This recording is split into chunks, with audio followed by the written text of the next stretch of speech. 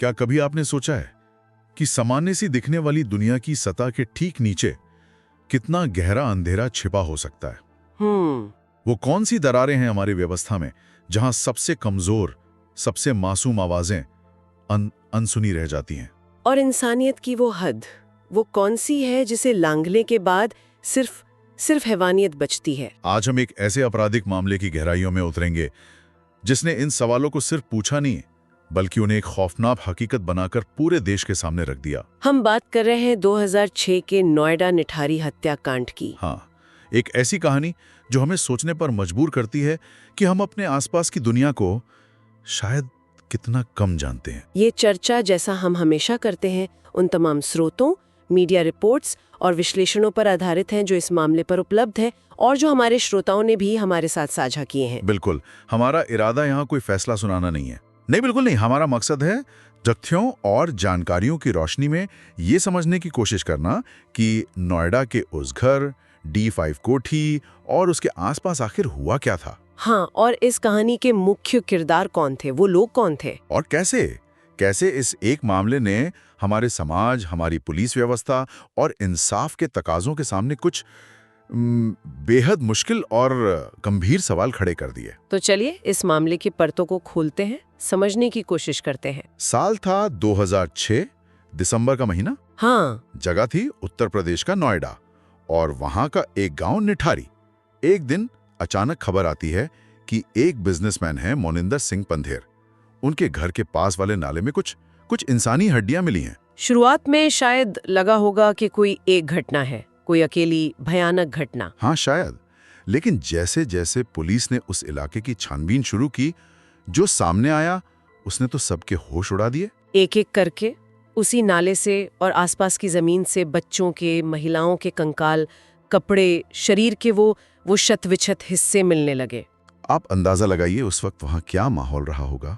डर, दहशत, अविश्वास और एक सनसनीखेज खौफ जिसने पूरे इलाके को, पूरे देश को अपनी चपेट में ले लिया था। देखते देखते निठारी का नाम हर किसी की जुबान पे था, लेकिन उन वजहों से जिनके बारे में कोई सोचना भी नहीं चाहेगा। जब जांच आगे बढ़ी तो दो नाम इस पूरे घटनाक्रम के केंद्र में आए। पहला नाम था मुनिंदर सिंह पंधेर, वो अमीर कारोबारी जिसके उस D5 कोठी के इर्द गिर्द ये सब कुछ मिल रहा था। और दूसरा नाम सुरिंदर कोली, जो पंधेर के घर पर घरेलू सहायक के तौर पर काम करता था। और जैसे जैसे फिर जांच की परतें खुली तो सुरिंदर कोली ही मुख्य अभियुक्त के तौर पर उभर कर सामने आया। हाँ। सूत्रों के मुताबिक कोली ने जो कबूलनामा दिया वो अपने आप में रोंगटे खड़े कर देने वाला था। मतलब उसने सिर्फ हत्याएं नहीं कबूली। नहीं, सिर्फ हत्याएं नहीं, कई बच्चों और कुछ युवतियों की हत्या तो थी ही, साथ में उनके साथ बलात्कार करने और यहाँ तक कि मरने के बाद शवों के साथ अकल्पनीय और विभत्स कृत्य करने की बात भी स्वीकार की। अपराध की ऐसी क्रूरता, ऐसी पाशविकता, इसके बारे में तो सोचना भी मुश्किल है। बिल्कुल। उसके इस कथित कबूलनामे ने मामले की भयावहता को जैसे कई गुना बढ़ा दिया। हाँ, और यहीं से पुलिस जांच पर भी सवाल उठने शुरू हुए। वाकई। और फिर जैसा अक्सर ऐसे सनसनीखेज मामलों में देखने को मिलता है, पुलिस की जांच प्रक्रिया पर भी उंगलियां उठने लगी। जो जानकारी उपलब्ध है उससे पता चलता है कि जांच के शुरुआती दौर में कई तरह की समस्याएं थीं। गंभीर लापरवाहियां सामने आईं। अक्सर ये बात कही जाती है और सूत्रों में भी इस तरफ इशारा मिलता है कि कई पीड़ितों के परिवार वाले वो पहले भी शिकायतें दर्ज करा चुके थे अपने बच्चों के लापता होने की, लेकिन उन पर उतनी गंभीरता से या तत्परता से ध्यान नहीं दिया गया। और यही सबसे बड़ा सवाल है, अगर उन शुरुआती शिकायतों को गंभीरता से लिया गया होता तो क्या कुछ जानें बचाई जा सकती थीं? ये सवाल आज भी कायम है। क्या ये सिर्फ सतही गलतियां थी या किसी गहरी समस्या का संकेत था? ये देखिए, ये वाकई एक गहरी समस्या की ओर इशारा करता है। अगर हम इसे थोड़ा बड़े परिप्रेक्ष्य में देखें तो निठारी कांड सिर्फ एक या दो व्यक्तियों के जघन्य अपराधों का मामला नहीं रह जाता। हाँ। इसने हमारी पुलिसिंग व्यवस्था की कई कमजोरियों को उजागर किया। शिकायतों को दर्ज करने में दिक्कतें, उन पर कार्रवाई करने के प्रक्रियागत मुद्दे, शायद संसाधनों की कमी भी, और शायद सबसे ज्यादा चिंताजनक बात, समाज के सबसे हाशिए पर रहने वाले गरीब, कमजोर तबकों की आवाज के प्रति एक तरह की संवेदनहीनता। बिल्कुल। ज्यादातर पीड़ित बेहद गरीब परिवारों से थे।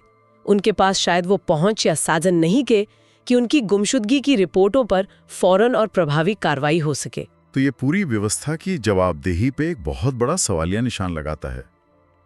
क्या सिस्टम, क्या ये सबके लिए बराबर काम करता है? यही सवाल उठा उस समय। और इसी पृष्ठभूमि में जब एक के बाद एक कंकालों और मानव अवशेषों के मिलने की खबरें मीडिया के जरिए देश भर में फैली, तो इसने एक राष्ट्रीय सदमे का रूप ले लिया। लोगों को यकीन ही नहीं हो रहा था। मतलब शहरी जीवन की भागदौड़ के बीच उनके पड़ोस में एक सामान्य से दिखने वाले घर के अंदर और आसपास ऐसी दरिंदगी इतने समय से चल रही थी। मीडिया ने इसे नाम दिया हाउस ऑफ हॉरर्स। हाँ, हाउस ऑफ हॉरर्स। और ये नाम उस जगह की भयावहता का प्रतीक बन गया। ये सिर्फ अपराध की खबर नहीं थी, ये जैसे समाज के सुरक्षित होने के भ्रम के टूटने जैसा था। इसका सामाजिक असर बहुत गहरा था और बहुआयामी भी। जैसा आपने कहा, ये सिर्फ कुछ हत्याओं का मामला नहीं रह गया था। इसने कई राष्ट्रीय बहसों को जन्म दिया। हाँ, सबसे पहले और सबसे महत्वपूर्ण बच्चों की सुरक्षा। बाल संरक्षण कानूनों की प्रभावशीलता पर गंभीर सवाल खड़े हुए। स्कूलों में, घरों में, सार्वजनिक जगहों पर बच्चों की हिफाजत को लेकर चिंताएं बहुत बढ़ गईं। बिल्कुल। दूसरा, इसने फिर से इस बात पर ध्यान खींचा कि हमारे समाज के सबसे कमजोर वर्ग, गरीब, प्रवासी मजदूर, महिलाएं और बच्चे कितने असुरक्षित हैं और व्यवस्था उनकी सुरक्षा सुनिश्चित करने में कहां विफल हो रही है, क्योंकि ज्यादातर पीड़ित इसी पृष्ठभूमि से। बिल्कुल। और तीसरा, इसने न्याय प्रणाली पर भी सवाल खड़े किए। उसकी गति, उसकी संवेदनशीलता, उसकी प्रभावशीलता, इस पर एक राष्ट्रव्यापी बहस छिड़ गई। लोगों के मन में यह सवाल उठने लगा कि क्या ऐसे जघन्य अपराधों के दोषियों को समय पर और उचित सजा मिल पाएगी? हाँ, ये घटना अपराध की क्रूरता की उस पराकाष्ठा को दर्शाती है जो समाज के पूरे ताने बाने को हिलाकर रख देती है। फिर कानूनी मोर्चे पर क्या हुआ?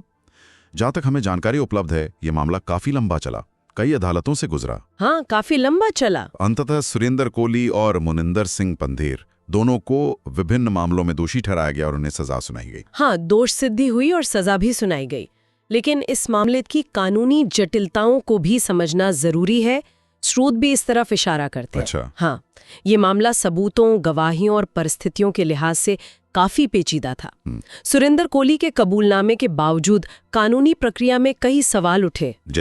जैसे अपराधों का सटीक क्रम क्या था, पीड़ितों की सही संख्या कितनी थी और मुनिंदर पंधेर की भूमिका, उसकी सटीक प्रकृति क्या थी। ये सवाल तो थे। कुछ सूत्रों में पंधेर की भूमिका को लेकर अलग अलग बातें सामने आईं। क्या वो सिर्फ परिसर का मालिक था या अपराधों में उसकी किसी तरह की संलिप्तता थी? अदालत ने अपने फैसले दिए, जाहिर है, लेकिन ये मामला दिखाता है कि कैसे ऐसे जघन्य मामलों की जांच और अभियोजन में कितनी चुनौतियां होती हैं। तो यहाँ हमारा उद्देश्य किसी न्यायिक फैसले का विश्लेषण करना नहीं है। नहीं, बिल्कुल नहीं, बल्कि उपलब्ध जानकारी के आधार पर यह रेखांकित करना है कि मामला सतह से कहीं ज्यादा जटिल था और कई अनसुलझे पहलुओं से भरा हुआ था। दोष सिद्धि के बाद भी कुछ सवाल शायद हमेशा बने रहेंगे। तो फिर निठारी कांड की विरासत क्या है? इसे हम कैसे याद रखें? ये महज एक और अपराध की कहानी तो नहीं है। नहीं, बिल्कुल नहीं। निठारी सिर्फ एक केस फाइल नहीं है। यह भारतीय अपराध के इतिहास का एक बेहद काला और दर्दनाक अध्याय है। इसकी विरासत कई मायनों में देखी जा सकती है। सबसे पहले इसने हमें उस भयावह सच्चाई का सामना कराया कि हमारे समाज में असाधारण क्रूरता संभव है और वो भी हमारी नजरों से छिपी रह सकती है। ये अपने आप में डरावना है। बहुत।